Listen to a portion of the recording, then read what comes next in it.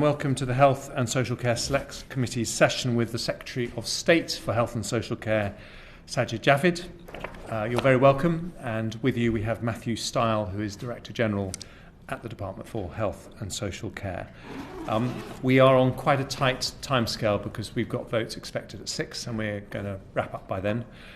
So if it's all right, we'll crack straight on, and I wanted to we'll give everyone a chance to ask questions, but I wanted to start with some questions on the elective recovery plan, which is rumoured to be due to be published this week.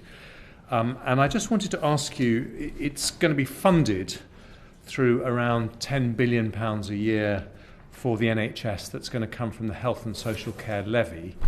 Do you still support the Health and Social Care levy? Yes, I do. And it's very important that we make sure we've got the long-term funding in place for the NHS and for social care. And obviously the levy is about that long-term funding, and that's why it was set out in the SR. But especially the funding around the adult social care element, because it is also true that the extra funding that's needed to particularly tackle the electives backlog is hopefully it's all temporary. Obviously I hope it's a sort of temporary increase in electives, and we'll get through a lot of it over the next few years. But the increased spending because of the more generous means test in adult social care and the new cap that will be introduced in adult social care, that's longer term sort of structural increase in spending, and there should be a proper way to pay for that. In all the discussions that are in the press at the moment about delaying the introduction of the Health and Social Care levy, no one in the NHS and care system need worry that the £12 billion a year that it's going to be raising from April is under threat. The funding that's been announced for NHS and adult social care over the SR period is secure. Thank you. Will the elective recovery plan, when you publish it, address how we're going to find the 4,000 additional doctors and nearly 19,000 additional nurses that the Health Foundation say is needed to do the backlog operations? Well, first, just a word about the electoral recovery plan. First, why do we need a plan? Because the impact of the pandemic, and we've seen, sadly, the waiting lists have risen. They're around 6 million at the moment, the elective waiting list. And as I've said before to your committee, and have been very transparent about it, I expect the upward pressure on that to continue as more and more people come back. People that stayed away from the NHS, we estimate at least 7 million stayed away because they were asked to. Perhaps also there will be an impact, I'm sure, because of the Omicron wave as well. But we want these people to come forward. And in doing so, we've got to be prepared for a substantial increase in elective activity to get through as much as we can. A number of things are going to be required, new ways of doing things we may get onto in a moment. But of course, workforce is going to remain absolutely critical. So certainly the extra spending that's been allocated to the NHS over the SR period, I think it's around £15 billion thereabouts for the NHS over the 3-year SR period from the levy. But I think in total, the extra spending, so not just the levy, but in total, is around £23 billion. And I would expect a substantial amount of that also to go towards workforce. So my question is not about the funding, which we recognise is there.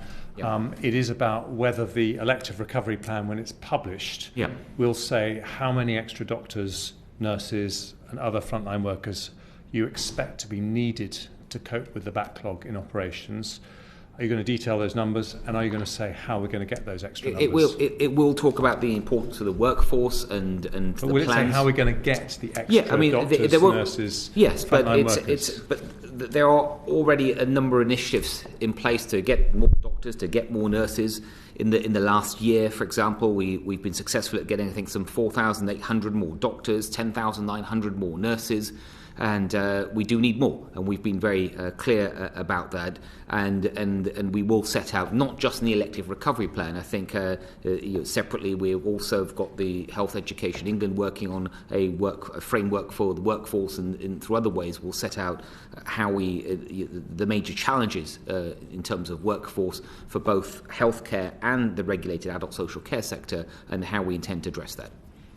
Okay, and will the elective recovery plan also address the pressures in the social care system, which mean that there are around the same number of beds inappropriately occupied in hospitals by patients who can't get their social care package and can't be discharged, as there are COVID patients at the moment. The plan will refer to the importance of that integration between elective care in the NHS and social care.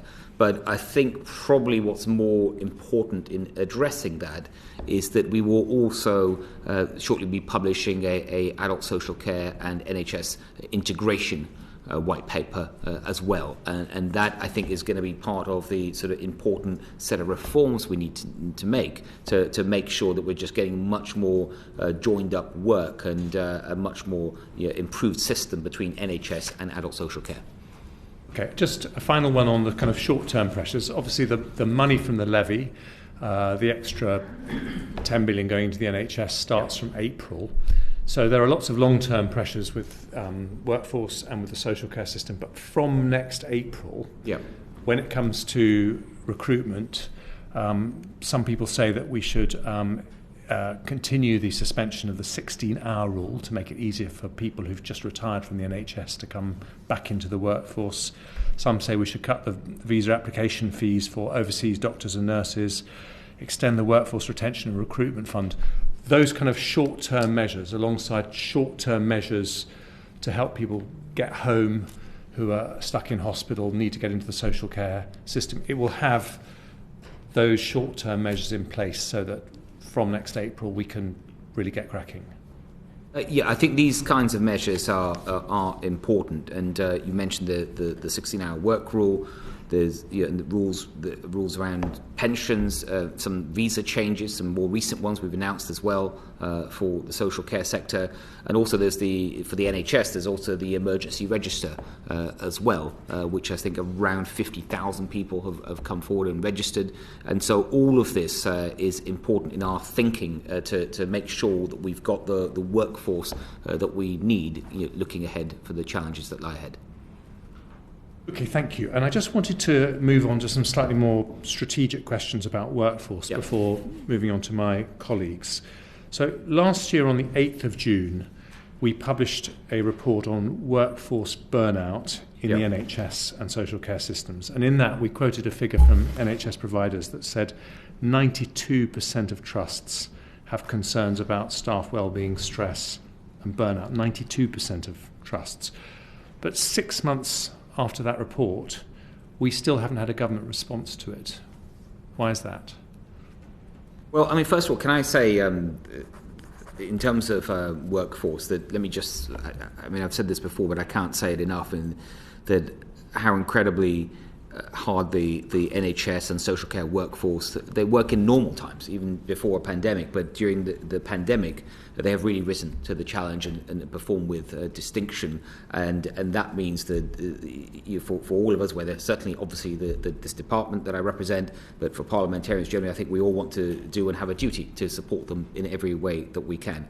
In terms of responding to the work that the committee did, and thank you for that work, we will. I mean, it doesn't mean there isn't work going on to support the workforce, the resilience of the workforce. There's plenty of work that's happened and that will continue, but there will be a more formal response to the report. Now, I can say a bit about the work that we've been doing. We have a people recovery task force. We'll do that, but can you also understand the scepticism people feel about the government's real commitment to this issue if it takes 6 months to respond to a select committee report? We understand there's a pandemic and we've been flexible with the timings of responses, but workforce is the number one issue across the whole NHS, and for us not to have had a report 6 months later is a big concern.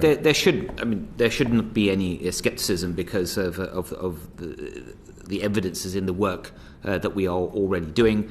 So, for example, I was about to mention the people recovery task force that we have set up, because even before the pandemic, there were a lot of workforce pressures that the committee and members would have recognised. It's got much more challenging, of course, because of the pandemic. So the work that we've done on both physical and mental health support, work on retaining staff, creating the time and space for staff to make sure that they can have time to sort of reflect and to take rest and respite, the wellbeing guardians that we've introduced at board level, and the investment in wellbeing, including wellbeing conversations, proactive proactively asking people in the NHS in particular about what further support can be provided. So I'm no way suggesting at all that this is enough. I think we need to absolutely keep working on this, and the work that you've done as a committee will be important, and we will respond. So let me ask you another question. The training for NHS staff is funded by Health Education England.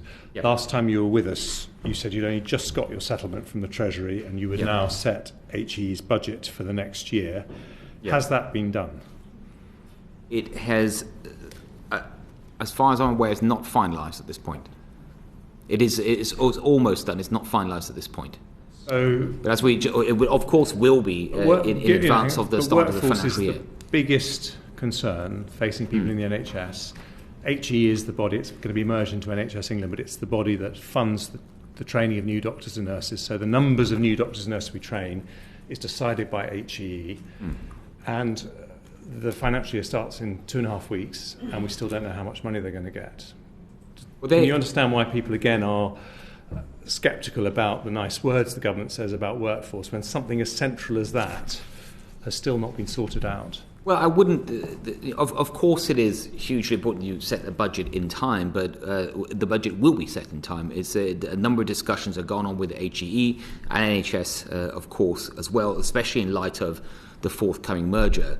And I think once that is complete, we can set the budget. In the meantime, the work of HEE and NHS on workforce continues. So it might be helpful to point out that over the last year, if you look at what's changed in the workforce, 44,700 more people in the NHS, and that's the increase in the workforce. In terms of doctors, at around 127,000, nurses at 310,000-ish. That's the highest number for both doctors and nurses we ever had. And in terms of, if I look at doctors at medical school, last year's entry at something like 4,000 was the highest number ever. So we've got a real sort of a good pipeline of GPs, potentially other types of doctors, and also dentists going through medical schools. I think dentists record numbers as well. So a huge amount of investment is going in. Simon Stevens yesterday in the House of Lords recognised that there have been increases in the numbers of doctors and nurses during the pandemic. Yep. He said that was very welcome. But he used a very strong phrase to describe the government's refusal to do long-term workforce planning. He said it was willful blindness. He said the government had known these issues were happening for a long time, over several years, but at every stage had refused to support Health Education England to do that long-term planning, and still now was not even setting Health Education England's budget. What would you say to that phrase, willful blindness, used by Simon Stevens, the man who used to run the NHS? What I would agree with him, and I did read his remarks after he made them, is the importance he attaches to the workforce and the need for a long-term plan on the workforce. I absolutely agree with that, because we do need to look, so if we're talking specifically about the NHS, but it applies very much to social care as well, but focusing on the NHS for a minute, that when we try to sort of look at the demographic changes in the country and obviously the impact of the pandemic, the new sort of medicines and treatments that we'll have, new ways to diagnose people, we obviously want to make sure we have the workforce for that. So what have we done about it? So the bit I wouldn't agree with is the sort of idea that there's no, the government doesn't have a plan to deal with these workforce pressures. Back in July last year, I commissioned HEE to do what I called a sort of a workforce framework to look at the key drivers and trends in workforce, to look at the skills that are needed, the longer-term training, the values that we want to represent and see represented through our workforce, what should be the sort of shared assumptions throughout the system, not just HEE, but NHS and other parts of the wider health and social care system. But the other thing I can tell you, one thing I've also recently done, and happy to tell the committee, I recently commissioned the NHS to develop a long-term workforce strategy. Now, that hadn't been done before because I wanted to kick off the work first with HEE. Hopefully they'll report in the next few months. They've done a lot of work on this, and I wanted that framework then to feed in to the NHS. I think the fact that we're doing the merger now with the HEE and NHS will help a lot and make the whole thinking around workforce much more joined up. But having now commissioned the NHS to do this long-term workforce strategy, something I hope that committee members, Lord Stevens and others would welcome, I think is the right way forward. So, final question from me on this. So this committee has suggested the way through this is a very simple one, which is to ask a body, it could be Health Education England, it could be NHS England, to do independent forecasts of the numbers of doctors, nurses in every specialty that they think we'll need in 10, 15, 20 years' time. And we proposed an amendment to the Health and Care Bill that was voted down by the government on the 23rd of November that would have done just that. Can I just draw your attention to a letter that the then DHSC Minister Nadine Dorries sent to me on the 22nd of April last year about midwife numbers, because it tells a slightly different story. She sent a very detailed, very good letter in which she said that there were 844 unfilled midwife posts, but that the government had used an independent tool that was endorsed by the Royal College of Midwives called Birth Rate Plus. And on the basis of that independent tool, on top of filling the 844 places, there needed to be another 1,088 midwives. Yeah. And she was then going to put £95 million into funding those additional 1,100 midwives. So a really scientific process was put in place to tell us exactly how many midwives we need and to fill the gap. Now, if that is good for midwives, why not for obstetricians, anaesthetists, doctors in every single specialty? Why not for nurses across the system? That's all we're asking for. What's the problem with that? Well, the example you just gave around midwives, I very much agree with that kind of approach, where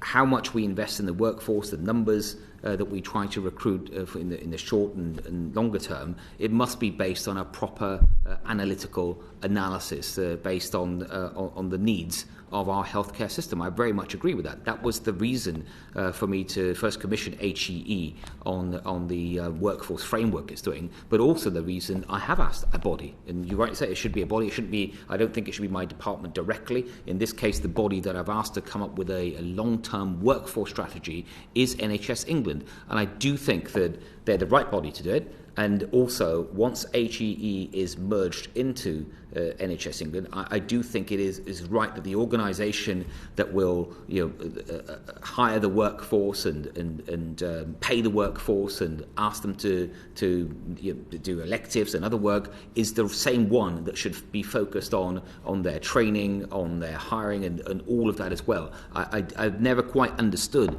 why HEE was a completely separate body, although obviously part of the government, but to NHSE, and it's right that it's merged. And I think that, along with my ask of NHS England, would lead to an outcome which is very much like the example that you gave. Thank you. Sarah Owen? Thank you, Chair. I'm going to move on to social care workforce, since workforce seems to be word of the day. With the unprecedented sick rate combined with the over 100,000 shortage of care workers, it's putting immense pressure on existing staff. Why is there no equivalent of the NHS People Plan for social care?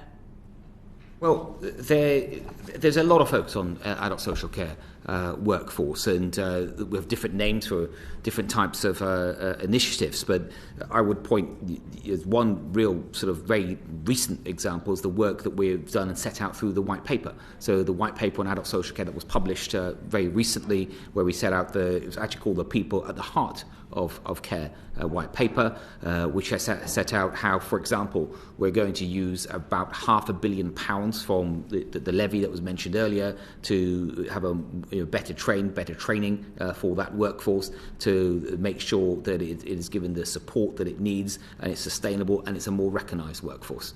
You will have a people plan for social care? Sorry? So you will have a people plan for Well, that is.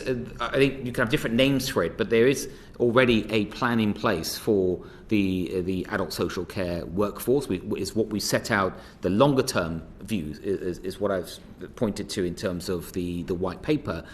Separate to that, there's been a lot during the pandemic, including more recently in the last few months with the extra spending, the funding that was given to the adult social care sector. I think the 162.5 million retention fund for that workforce, plus an additional, I believe, 300 million that was given at the start of the Omicron crisis. Thank you. I've got a couple more questions, so if Sure. we could keep the answers and questions short. Yeah. Your department's adult social care workforce survey showed over a quarter of care workers were leaving because of pay and over 13% because of working conditions. So terms and conditions and pay are a big concern for care staff, especially for overseas healthcare workers. How many care workers have been refunded the immigration health surcharge since the Prime Minister made that promise? And will that refund continue for all healthcare staff in the future, or was it just for the duration of the pandemic? I couldn't tell you how many have been refunded. I don't have that number with me. I'm happy to write to you and share that with the committee. You're right to, of course, point to the importance of pay in across health and social care, but I think some of the recent changes, for example, the announcement of the increase in the national living wage, I think a 6.6% increase, that will help. And the national living wage is still in poverty pay. It's not actually a living wage that you can live off. And still there are a number of care workers that are not being paid for in-between travel times. Is that something that you will look at? Well, the national living wage, the increase in national living wage, I think will help anyone that is on that wage. I'm sure that they certainly would welcome it. You'll know that the workforce in adult social care as opposed to the workforce in the NHS and health more generally is not directly employed by government or even indirectly. There are independent employers in the private sector that obviously the government does have a say through national living wage and in other ways. And the second part of your question? Sorry. It's about whether you're going to have the immigration health surcharge refund scheme, whether that's going to continue into the future or whether it was just for the duration of the pandemic. It was a decision made during the pandemic, and it's something we keep under review. I couldn't commit to you now whether we're going to keep it or not. You can understand that hundreds of pounds for healthcare staff Yes. that are on the minimum Yep. wage is a huge amount of money, Yes, of course. and I think it I would be understand really that. good if they could understand whether it's going to continue into the future.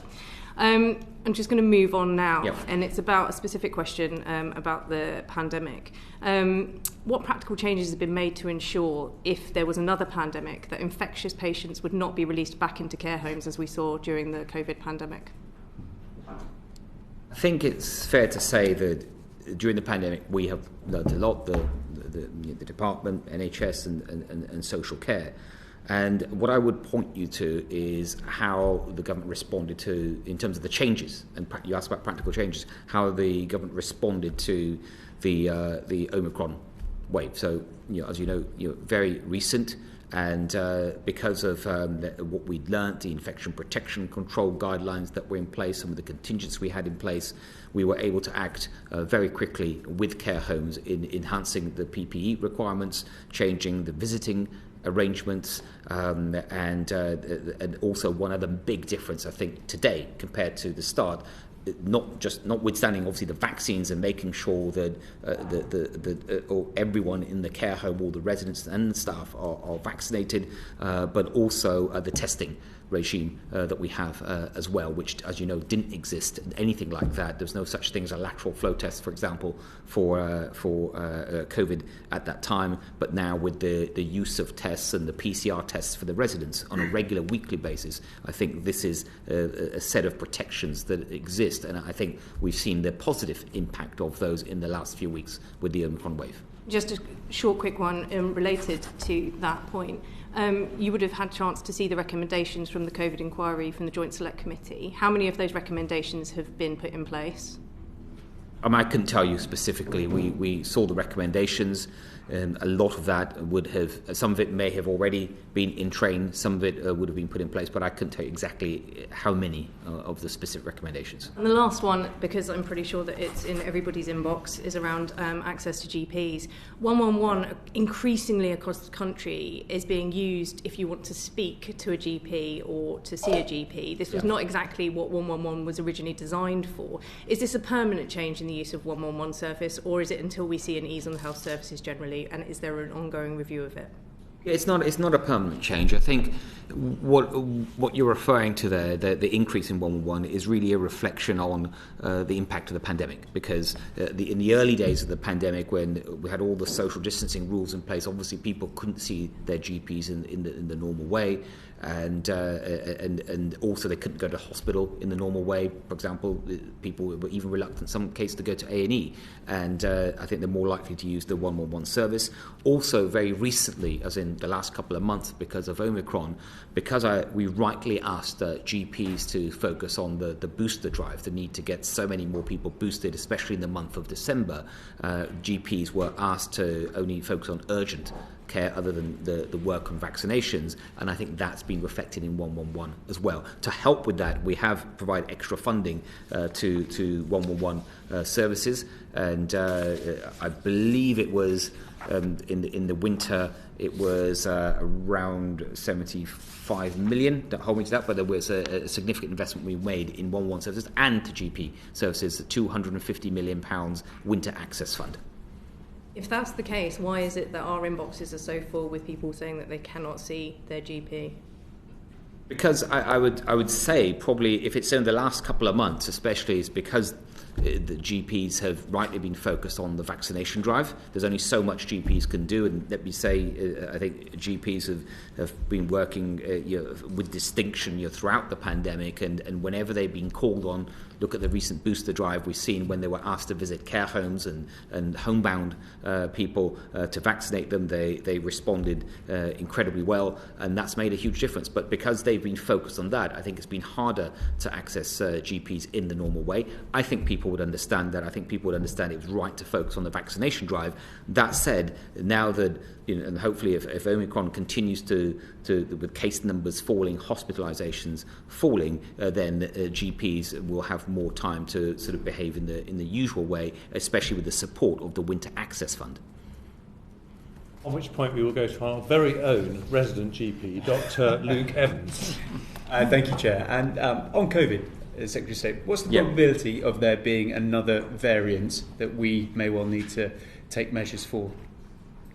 I think there will be more variants. I mean, first of all, let me answer it this way. Will there be more variants? Yes, absolutely. I mean, there's been loads of variants of COVID, and most of them, thankfully, we haven't had to sort of worry about.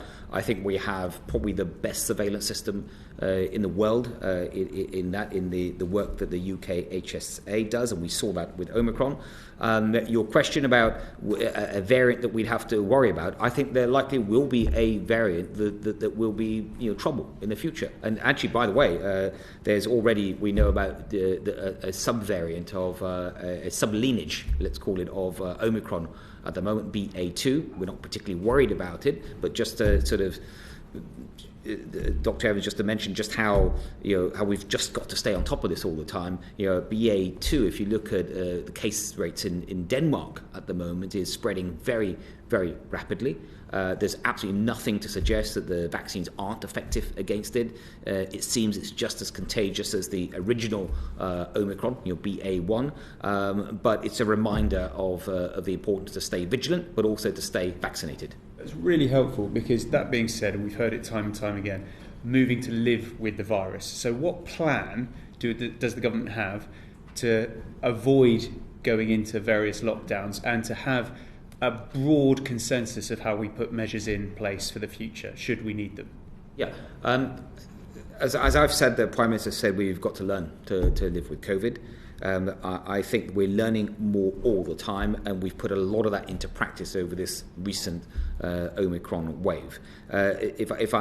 We will, first of all, we'll be setting out, hopefully, next few weeks, a sort of plan in the spring, by the spring, a plan on how we think in government that we can learn to live with COVID as a country. And that's really interesting. So you're going to come forward with a variant plan, which would have different, what level we put in masks, what level we put in social distancing, what level we need to close schools, all this. Can you talk us through how it would look? I wouldn't describe it as a variant plan, or even necessarily on the kind of measures that you suggested there. But I think it will set out, taking into account everything we've learned over the last couple of years, what is it that we know is most effective, and then also understanding that, in the early days when we had the sort of lockdowns and things with the pandemic, that what are the sort of the knock-on non-COVID impacts of that as well on things like education, so children's schooling, college and university education,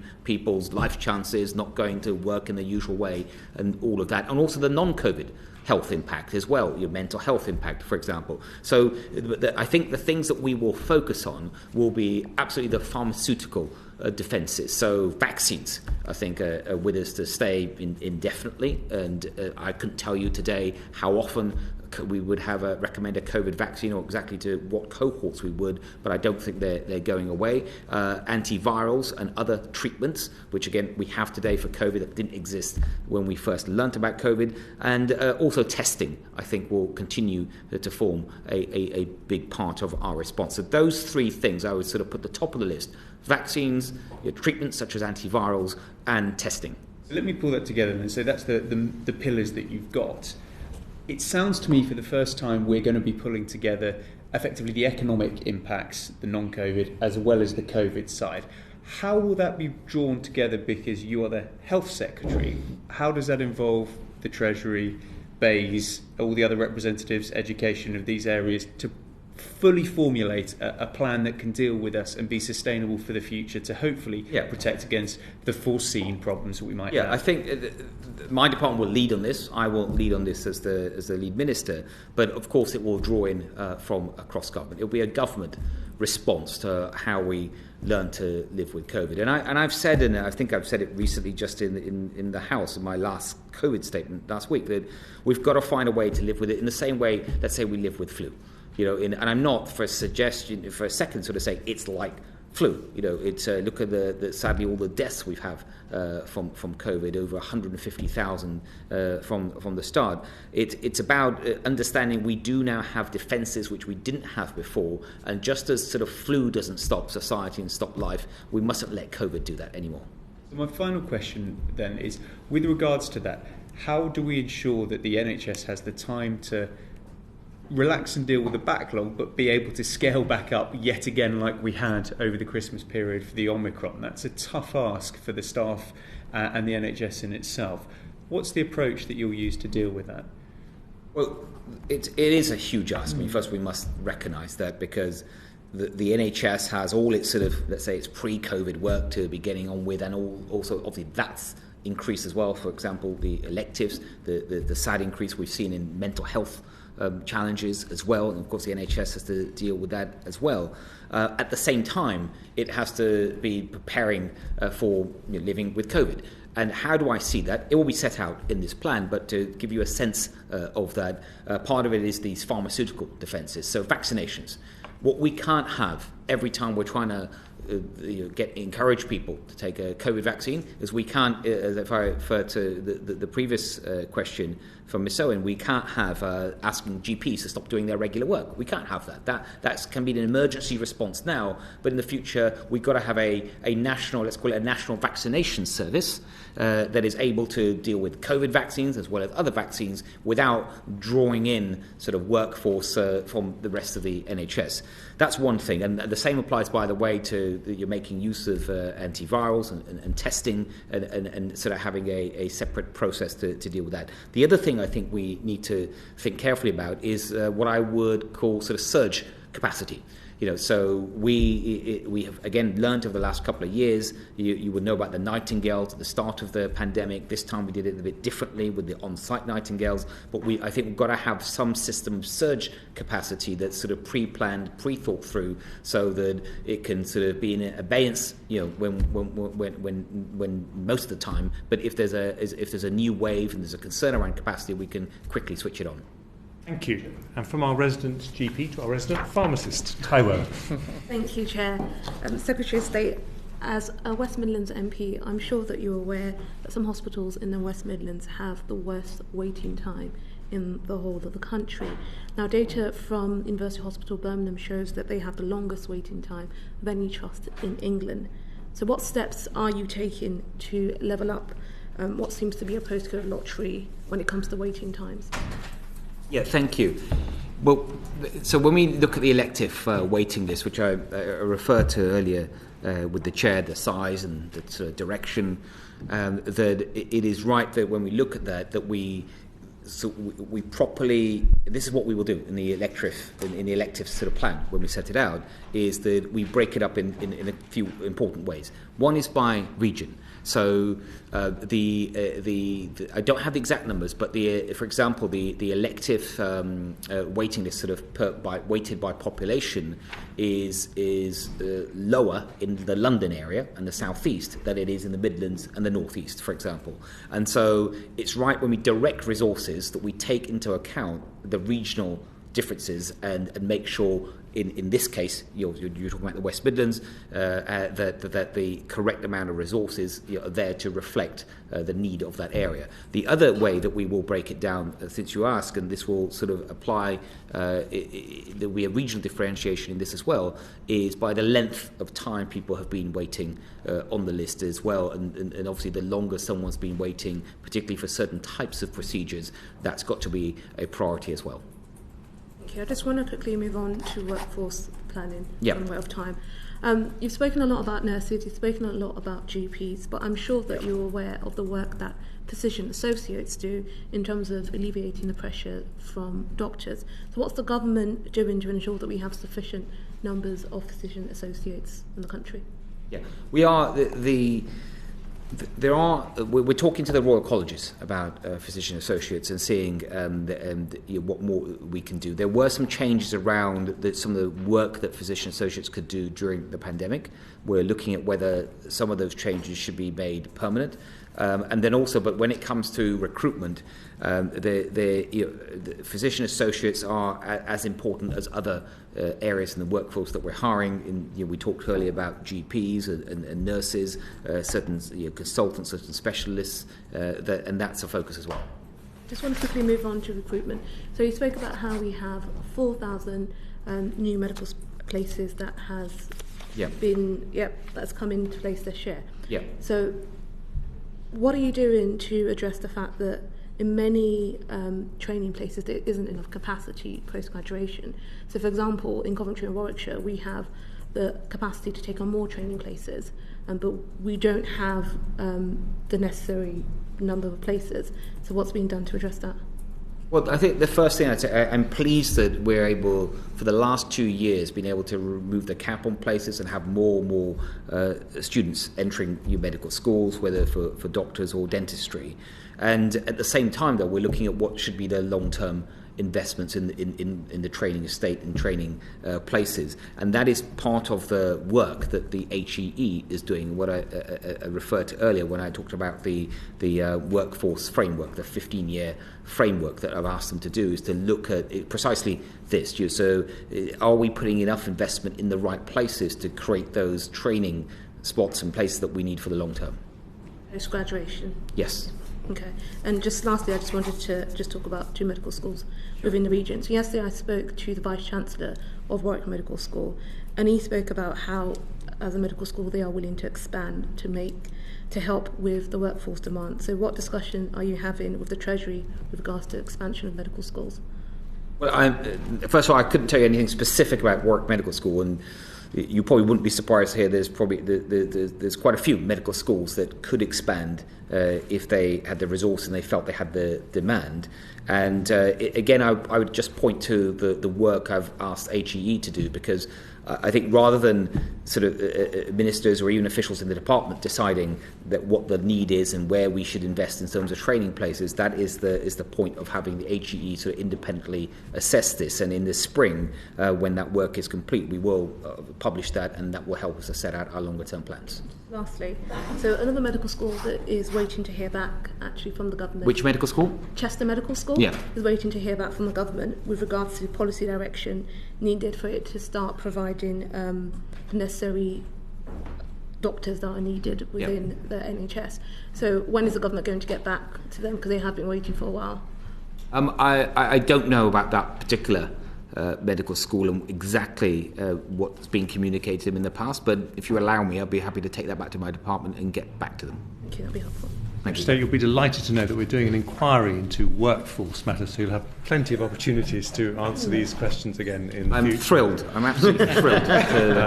Dean Russell. So thank you, Chair. Thank you, Secretary of State. And also, can I, through you, congratulate everyone for the booster programme, which was phenomenal over Christmas to get some people through the NHS and volunteers and the whole team.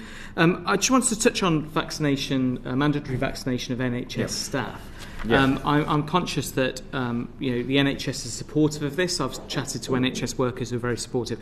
However, of course, it does mean there are many staff who aren't getting the vaccine, and when I've spoken to constituents who are concerned about this, they're feeling like they are being put in a difficult position because they feel that they've got the antibodies but they aren't getting the vaccination. And I just wondered if you could help me explain to my constituents who would like to say, can't they just be tested for antibodies to test their resilience to COVID rather than getting the vaccine? How would I respond to them, please? Yeah. First, thanks for mentioning the importance of the booster program. And we are, just on that quickly, we are the most boosted large country in Europe. And that has been, I probably think, the single most important intervention in dealing with Omicron. And when you look at the direction of travel of Omicron at the moment in terms of case numbers, hospitalisation, infection rates, all in a downward direction, there's been lots of important interventions, but the single most thing is boosters. And everyone that has stepped up taking their booster shots, some 16, 17 million people, I think 37 million booster shots delivered, over 90% of over 50s boosted, for example, in our country, more than any other country in Europe. That all those people have played a part in our recovery, every single one of those people that came forward. Now, when we turn to the NHS workforce that you asked me about and vaccinations, it's important for everyone to get vaccinated. We all know why. But I think it's especially important if you are in a profession like the NHS or adult social care where you're caring for vulnerable people. Your question specifically was around people that have asked you about, well, what if I've got prior infection? Do I still really need to get a vaccination? And the answer is that all the evidence is that even if you had a prior infection, if you get a vaccination on top of that, you're even more protected. You're more protected, obviously, for yourself, but you're also, because you're less likely to get infected than otherwise, it means that you're less likely, therefore, to infect others, and that means less likely to infect your patients who are already very vulnerable, because that's why they're in hospital. And thank you. And can I ask, in terms of, obviously, the date is looming for when workers need to get their vaccination as part of this programme. What's the plan for filling that gap, as it were, if the number of people who say that they're not going to get the vaccination or currently haven't leave the NHS over the next few months?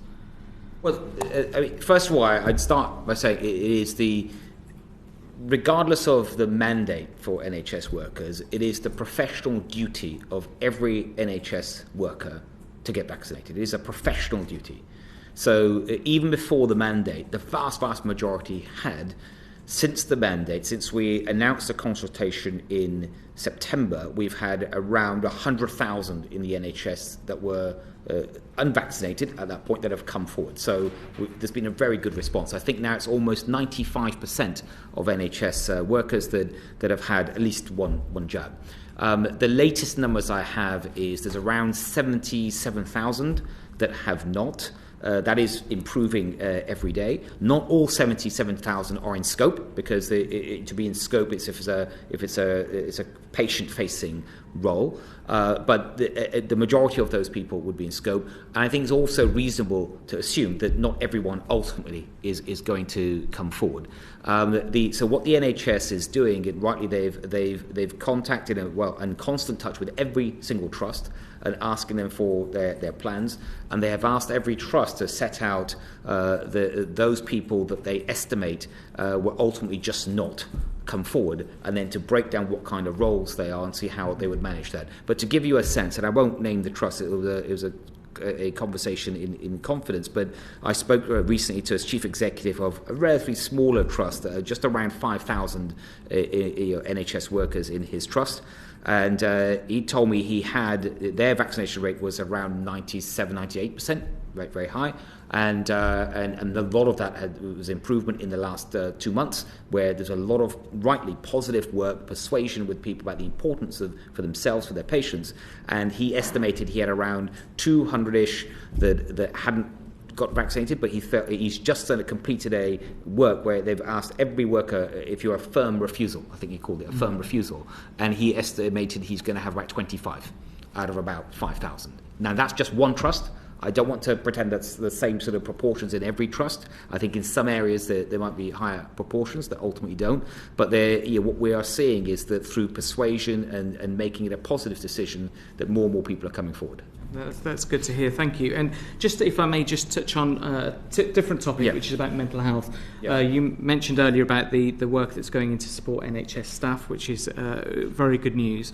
One of the areas that I hear a lot about is support for children, and in particular for teenagers. So we've gone through the challenges of COVID and lockdown, but also the early stages without seeing their friends in school and so on, and the potential ramifications for that into the future. I just wondered if you could elaborate on what the support's going to be in place now, but also long term, to improve mental health access for support for teenagers, especially as they start to go to university and perhaps are away from family as well. Yeah. You would have heard me refer earlier to some of the sort of non-COVID health challenges of the pandemic, and sadly mental health is one of them, especially amongst young people, teenagers in particular.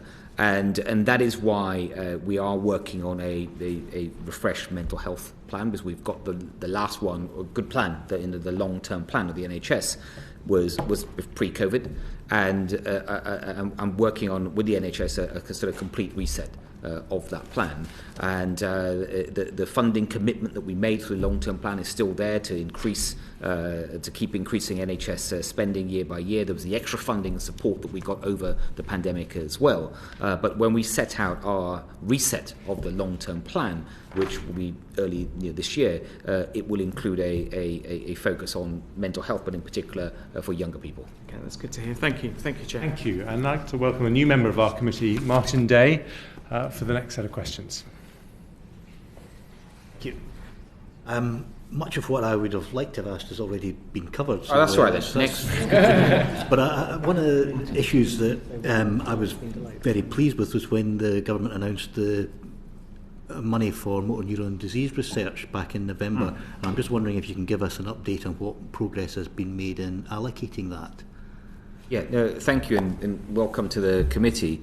Yeah, that was a really important commitment to me. That was making sure that we were setting out at least £50 million of spending over a 5-year period dedicated to motor neuron disease, and in terms of progress, what we've announced is all being put into place. So how the research will be, we will be asking for people to come forward, researchers, academics and others, on the kind of research they want to do. So the money will be allocated over time, and then also the partnership that we announced as well. So it's actually quite early days in that we promised also that we would work with all the stakeholders to make sure that they have an input in how we set up the partnership, how the research is prioritised. That's the consultation phase that's going on at this point. Once we've got through that, then we will set out and publish in more detail how we will take it forward. I was very proud of that commitment, because I think for a long time, for a variety of reasons, we haven't really focused enough on this terrible disease, and by research, there are breakthroughs that potentially can be made. Yeah, I think so. And by the way, we also collaborate with other countries on this as well. So it's not just the funding we're putting in, but other countries that we'll partner with. If they come forward and make commitments too, we'll be able to collaborate on the research. What's the timescale for this consultation phase coming to an end? It's an informal consultation, right. So in our mind we thought we should take 3 or 4 months to work with the relevant stakeholders and then put together a more detailed plan. Thank you. Thank you. Thank you. Barbara Keeley. Thank you, Chair. I want to raise as a first question with you the detention of autistic people and people with learning disabilities in inappropriate inpatient units. There are 2,085 people in that situation, despite the Conservative government pledging 10 years ago to close all those units down. Now, I recently heard, I don't know if you've seen this case, but it got a lot of publicity, about patient A, a 24-year-old autistic man held for 4 years in a box-like apartment in Cheadle Royal Hospital and given his medication and his food through a hatch. This placement comes at a cost to the NHS of £20,000 a week. So my question is this, Secretary of State, why do you not act on this committee's report on this scandalous treatment and find suitable accommodation and support for all those autistic people and people with learning disabilities? Actually, I think, again, like today, we've heard this is another very important issue. And I think I'm right in saying that this is something that where rightly my predecessor had asked for a review of what more can be done here, with the principle being that in all these cases that someone should be cared for in the community as close as possible to their own family, perhaps with their own family setting, and not in these types of settings. You mentioned the patient A case. I know which case you're referring to, because when I heard about that case, and I will tell you, I heard about it through the media, and I did immediately ask my office for an update on that particular case and the issue more generally, but on that case, because it did concern me considerably, like I'm sure it concerned you, and I was provided with that information, but I shouldn't talk about the detail of a particular case. I think it would be appropriate, but all I would say is that when you get the detail of that particular case and perhaps other cases, it's not as straightforward as it might seem, especially if you take into account that where people are not kept, are not sort of in the community, but they are in a sort of setting where they are detained, then there is usually there's either a clear clinical reason for that, and that starts by their own protection, or possibly for the protection of others, but also in many cases it can be people that may well be autistic or have another type of mental health challenge that have been directed by the courts to be detained, and so that is, and the courts are involved in how long they have to be detained. So, but in answer to a more broader answer to your question is that this is a thing that concerns me a lot. I've asked for a advice on the current policies that we have in place and the outcome of the review that was kicked off by my predecessor to see what more we might need to do. I could say to you, I've done a lot of work on this, particularly with your predecessor too. 4 years ago, there was a young woman called Bethany who also got a lot of attention in the media, and I raised her plight quite a lot here. And Bethany just had her 21st birthday living in an apartment in the community, happily with care and support. And yet Bethany was in a situation where she was held in a cell, fed through a hatch. So, there are cases. But this really needs a complete change of pace, if you like, because it's 10 years, more than 10 years since Winterbourne View. And this committee has written an excellent report on this.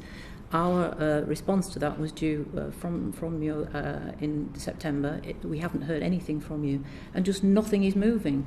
And I understand, newly in your role, you'd asked for a review of this, but there've been reviews and reviews on top of reviews. And people out there who care about this are sick to death of reviews, and the parents, like the parent of patient A, who go to the media to try to get something done about it, are just worn down with, are talking about it and talking about it. It actually needs to change.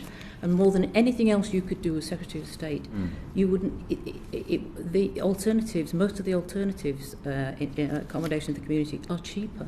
We shouldn't be spending £20,000 a week to keep a young man, an autistic young man, being fed through a hatch in a hospital. We shouldn't be doing that, because that's £1 million a year, and that's ridiculous. Yeah. So, I'm hopeful that we start to see a response from you, but this absolutely is something that has got to change, and it needs some determination from the person in your role to do that. Yeah, look, I'm pleased you raised this. This is a very, very important issue, and whether it's the young man, patient A, or young woman, Bethany, you refer to, it's of course, there's always a financial cost to this, but it's much more than the financial cost. It's about doing what's in the best interest of these individuals. There's no financial reason not to do it. That's the point, wasn't it? Yeah, and there may well be a financial reason as well, but it's about starting with what's in the best interest. Yeah. And I can assure you, it is a hugely important issue for me, and I have asked for that review. I'm afraid I couldn't give you the detail of everything that's happened before me on this, but it's because of some of the recent news around this. I asked for that review, and now that you've raised it, it's made it even more important for me, and I also make sure that we respond to your report. Thank you. I want to talk to you about carers working in the NHS. not social care staff, but people who are themselves in their own time carers. 1 in 3 NHS staff is actually juggling work and care. So the NHS work and care for a family member, according to the NHS Workforce Survey of 2021. That is actually a very high proportion. So you have a high proportion of your NHS staff who are carers. But the current lack of social care is putting pressure on all staff who juggle work and care. Pressures increasing due to underfunding, the shortage that you know about and have talked about with my colleague Sarah Owen of paid care staff. Carers UK are now reporting that 1 in 5 staff risk having to give up work to care if they can't get accessible and affordable care. So what I wanted to say to you is lack of care is putting pressure on NHS staff, and it could cause large numbers of them to give up work to care, increasing those NHS workforce issues that you've talked about earlier, and recruitment and retention costs. Well, my question is this: what can you do to ease that pressure on NHS staff who are also unpaid carers for a family member? Yeah, well, I think it's an important issue, and it's not. It's important for obviously the group of people you talk about, which are NHS workers that also have caring duties outside their NHS work. But I'm sure there are other professions as well where people are doing important work and they have similar responsibilities. So I recognise it's wider than just NHS care people with the caring responsibilities. You've got the NHS workforce to worry about rather than we do. But as a government, we should be concerned about workforce more broadly as well, because of these sort of caring pressures on people. What are we doing about it? It's I would just point to the work on in improving the adult social care system and the work on workforce. I referred to earlier, for example, the adult social care white paper we published, which is about the long-term investment in the workforce, the extra 500 million I referred to there. Didn't but touch in on the pay, though, did it? There wasn't. I mean, no, that didn't touch on pay. That didn't touch on pay because that is a big issue, and it's worth saying. But to touch on pay, I also mentioned earlier in the sort of more immediate term, whenever the national living wage is improved, that is the 6.6% increase is helpful to anyone in the care system, certainly helps with recruitment, but also the extra funding we've put into recruitment this year, on top of the regular funding in adult social care. So the 162.5 million retention fund that was for this winter, the extra funding on top of that, the 300 million because of the Omicron wave, and also the support we're providing through the NHS indirectly through the discharge fund for the NHS, almost £500 million extra given to the NHS this year, so they can support that to top up payments from local authorities and others to care homes or to domiciliary care workers, so that it can help with their own delayed discharge problem. So there is short-term funding going in and a long-term plan, which is in the adult social care white paper. We're making excellent progress, but we're hearing the vote might come before 6, and we've still got 3 colleagues. So very brief final one, Barbara. Final comment. Yes, I just wanted to add to what my colleague Martin Day has already said to you about the £50 million for the Motor Neurone Disease Research Institute. Clearly that's not needed, but you will appreciate that time is of the essence for people with MND. Absolutely. Half of whom will die within 2 years of developing symptoms, and there's so much energy to give that a boost, and yet I'm afraid what you said sounded a little slow. I just wonder if, I want to add my voice to saying if you can speed up on that, that would actually be... we're doing everything we can to speed that up. And I think just the fact that we were able to make that a commitment for the first time, I think the biggest commitment we ever made to MND is obviously a big step forward, but you're absolutely right to talk about now putting it into action as quickly as possible. Thank you. Thanks, Thank you. Luciana. Thank you, Chair. Secretary of State, last week you set out a much-needed new vision for cancer and improving outcomes. Can you say a bit more about that plan, and when will you publish it? Yes, thank you very much for asking about cancer. I mean, I think that in general, in cancer, there's a lot we can be proud of as a country, but if we're honest, that when we compare to cancer outcomes in the UK versus other advanced economies, we're not doing well enough. particularly on early detection of cancers. We are working on a new plan. I want to be a long-term plan on cancer. I want there to be, I think what I call the war on cancer. I mean it. I want it to look at every different levels, early detection, of course, but new treatments as well for those who sadly, when the cancer progresses, and more focus also on diagnosis as well. I couldn't tell you right now what's exactly in that plan. I have started work with colleagues in the NHS, in the department, and other stakeholders, academics and others, to learn more about what we could do in that plan. You'll be aware that in the NHS's long-term plan, there's already a plan the government set out till 2026.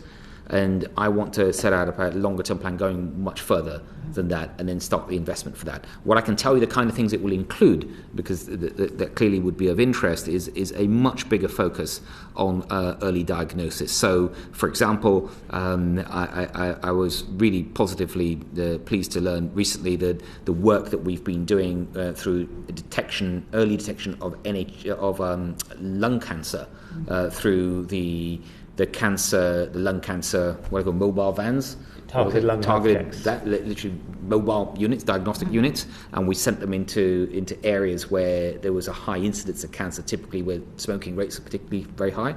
The detection rate has soared from something like, that hold me to it, was something like 30% to 80%, and that's a fantastic result. So we can really make a difference with things like that. So the community diagnostic hubs are really welcome, and I have one in my constituency. Are there plans to increase the diagnostic capacity to improve cancer outcomes, and will those plans be within your absolutely? It's going to be so I mentioned this lung cancer mobile units is one example. The community diagnostic hubs, we've already opened up 69. And there's another, at least we want to get that to 100 this year, maybe more, and that helps a lot because you can be referred directly to one of these centres without having to necessarily go through your local NHS, and that's already in operation. And also there's trials we're doing of new technology, new ways of looking at things. The Grail test, which is with a trial at the moment, looking at taking blood samples and then trying to detect from that the risk of cancer to certain people that would, for certain reasons, be deemed to be high risk. And that is going in as the first in the world. We're world leading in that. And I'm also trying to see, as well as that, what else can we be doing that we break through technology and really help with early detection. Thank you. I just want one final question, please, Chair. I want to push back on your answer to colleague Dean Russell about mandatory vaccinations. You've said you're committed to mandatory vaccinations for NHS staff. If staff do not come forward in the way that you described, if they do not come forward for vaccinations, what's going to be the impact on patients? And are you comfortable with dismissing staff who've served the NHS so fantastically during the pandemic? I think it's a really important question that if I may just take a minute on this, it's a really important question. That the whole principle is about patient safety.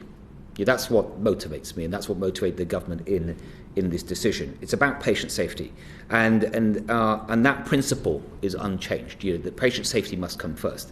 But what you've highlighted there, Ms. Allen, is that when it comes to patient safety, you've got to just think about the benefit of vaccination. We've talked about that, but also the possibility that some people, like the cost element, if I can call it that, of some people may ultimately not get vaccinated despite whatever information you provide them with, whatever reason they don't get vaccinated, and the cost of them leaving, because it would be a cost. No one wants anyone, not one person, to leave the NHS because of this reason. When we made this decision, that was the principle, and we weighed it up. The dominant variant at the time was Delta. That was the dominant variant.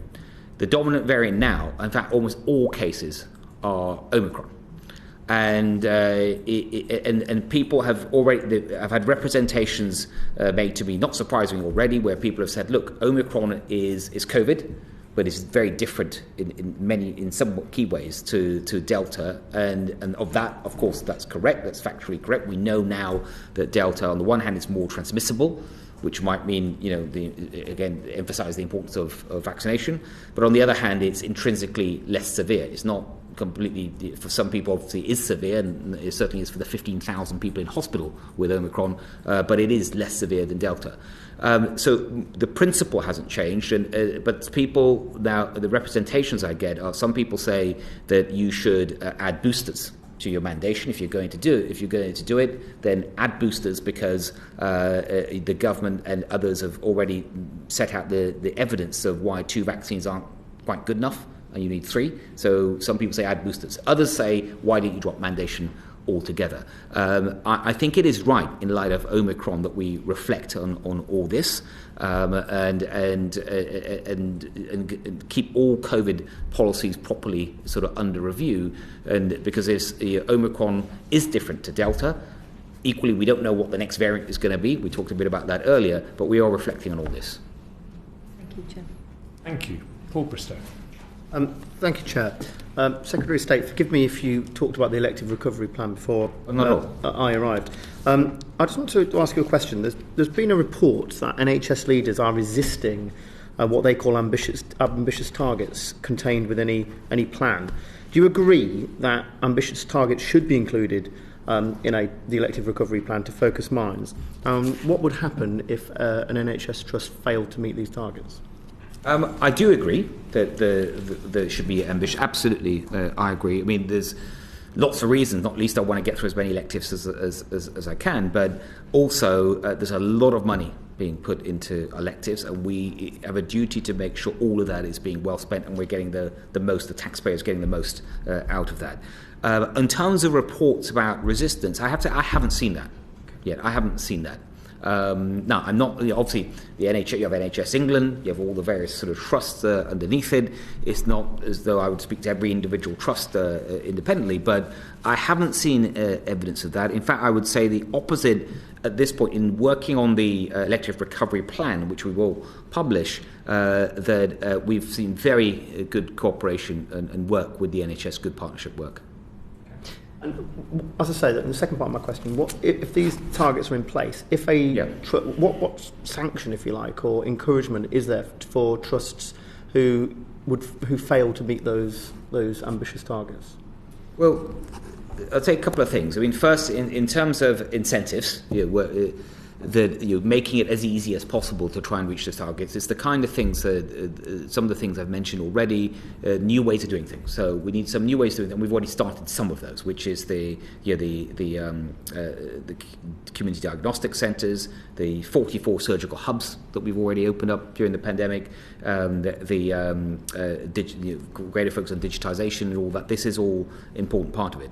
In terms of you talk about sanctions and the way I would look at it is we've got to do everything we can to make sure that the leadership of every trust is as good as the best. There's a big variation in leadership, and already in the job I've seen trusts that I think are remarkably well run, and you really see the results even before the pandemic. But especially they've been tested a lot during the pandemic, and they've come out of it with great leadership. But also I've seen other trusts that are just consistently, I think, failing. They're failing local people.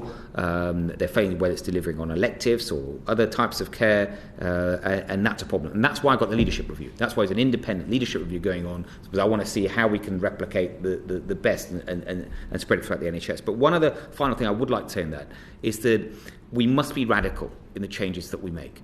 That elective waiting list is huge. No one wanted to see a waiting list at this level. We all understand why we've got this COVID backlog. But if we are going to get through it far quicker than in the past when we've had such waiting lists, we've got to be radical in the changes that we make and how we make them. So, for example, digital technology. We're not making the most of it. We've got, during the pandemic, we had over 25 million people download the NHS app and use it. And now that's just one example. Just think of what we can achieve with that in terms of the patient NHS relationship, in terms of the information to them, the transparency, seeing them more quickly. That's just one example about how we can improve patient choice. Last one. And there's a sort of thought that targets lead to perverse outcomes and perverse incentives. Actually, I'm a huge fan of targets because I'm a huge fan of transparency and accountability. Will you regularly report, or will NHS England regularly report on achievements against any targets that are contained within the elective recovery plan? Yes, we will. And also just on the value of targets, of course, the targets work if they're the right targets. That's right. And in the NHS, I already noticed there are targets which are the wrong targets. Yeah. And we've got to change them. The 4-hour A&E target is the wrong target. Yeah. Right? It doesn't work. It leads to really perverse outcomes. If you look at some NHS trusts, all of a sudden when the individual in A&E has got to 3 hours and 55 minutes, guess what? They're just admitted. Right? And that's a poor outcome. And there may have been a good reason to have that target in the past, but you've got to keep these targets constantly under review, and that's something I'm doing. Okay, good. Thank you. And last but not least, we had some questions from members of the public that have asked us to put them to you, and so I'm going to hand over to Laura Trott for the final set of questions. Thank you, Chair. Welcome, Secretary of State. So I'm going to read the 5 questions which were asked from the public, and I would appreciate, given that the Minister's on his feet, some fairly brief answers if you can. The first one is from Marina. With the restrictions being lifted, when are births being reviewed? It seems nothing's changed since 2020. To sit alone with your thoughts for hours waiting to go to theatre is not right. Both of us would have had PCR tests. Why is my partner having to wait outside the hospital?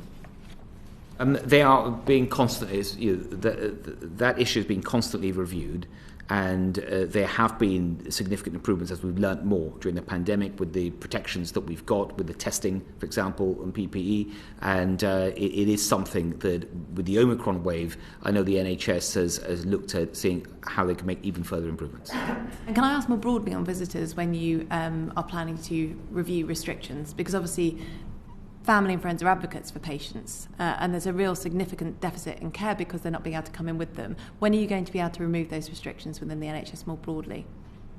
When we set out the Living with COVID plan, we will have a lot more to say on that.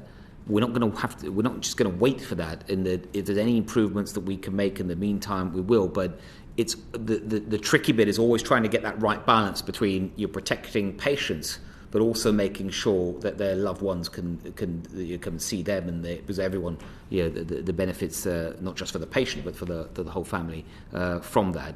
And the rules are set by the UK HSA, the Infection Protection Control rules, and they are constantly under review. And you will have seen through Omicron that when Omicron began, we brought them in to try and control the rate of infection, particularly in hospitals and care homes, and now we've gradually started to move back from some of those rules.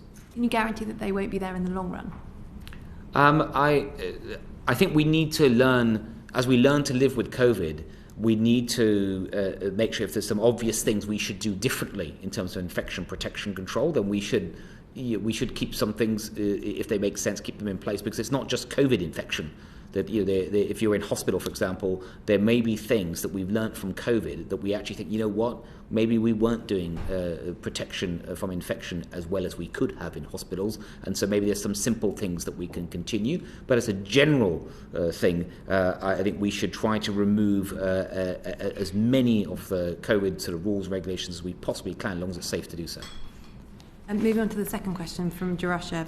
When will which you've touched on slightly already, when will the elective recovery plan be published?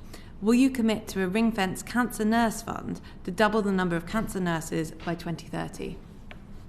The elective recovery plan, I was planning to publish it in December, then Omicron came along, so I hope to get it out as soon as I possibly can in the next few weeks. I just can't commit to a specific date today, but it's a priority and you shouldn't have to wait too long. And in terms of ring-fencing spending for a particular part of the workforce, albeit a very important part of the workforce, as a general rule, I think ring fencing is not the right way to go. It might sort of sound good, but I think it's important to let the NHS, when it's looking at all its needs, to decide how the funding it's got for workforce, how best to allocate it.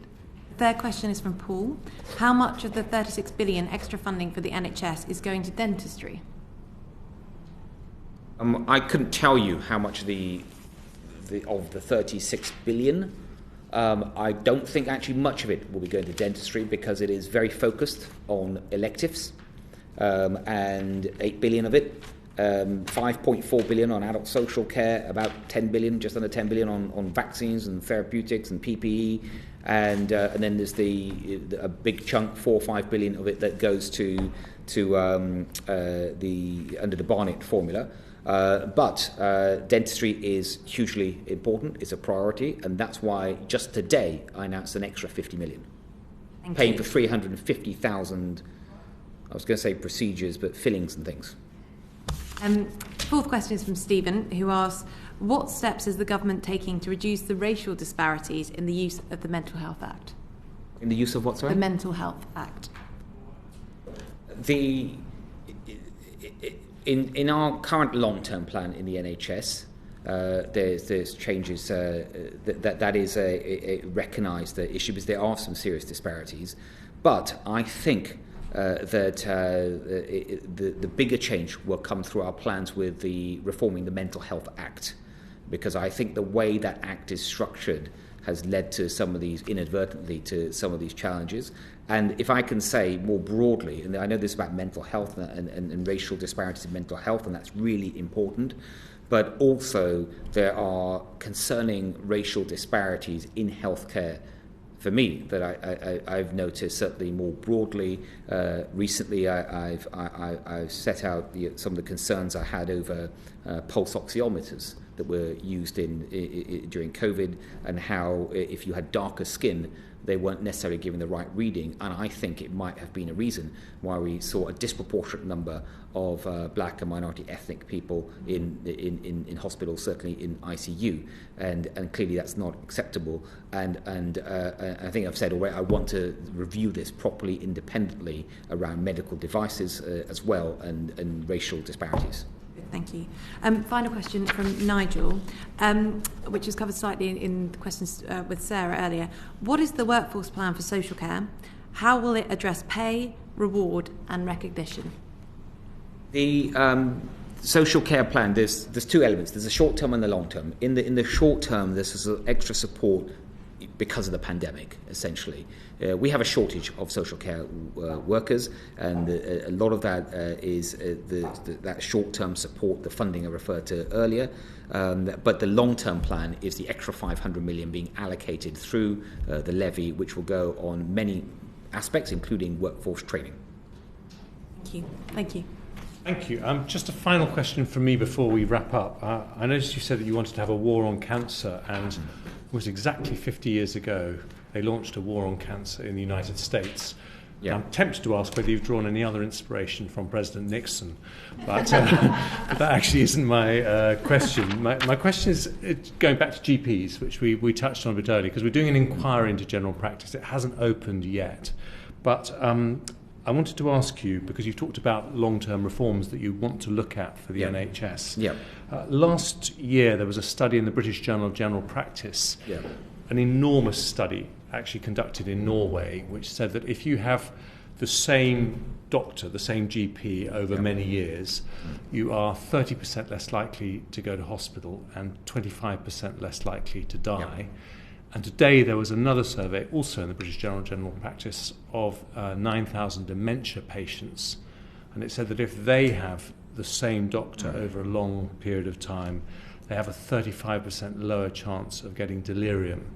So I just wondered, when you look at potential reforms for the NHS going forward, will you consider whether, as we increase GP numbers, we could go back to GPs having their own lists of patients as they used to, so that everyone has their own doctor? Yes. I read a report of what you've referred to. I think it's a report of the report. And it's something to me, instinctively, it sounds like a common sense approach. You know, it has to be the case that if you are able to see the same GP regularly, that as he or she learns more about you, that you better look after you. Now, I couldn't make a guarantee that we can do that. I think in primary care there are a number of issues that we need to look at to make improvements for patients, but that should certainly be one of them. Thank you. Well, the bell has rung. Perfect timing. Thank you, Secretary of State, very much indeed. I declare the session over. Order. The proceeding has ended.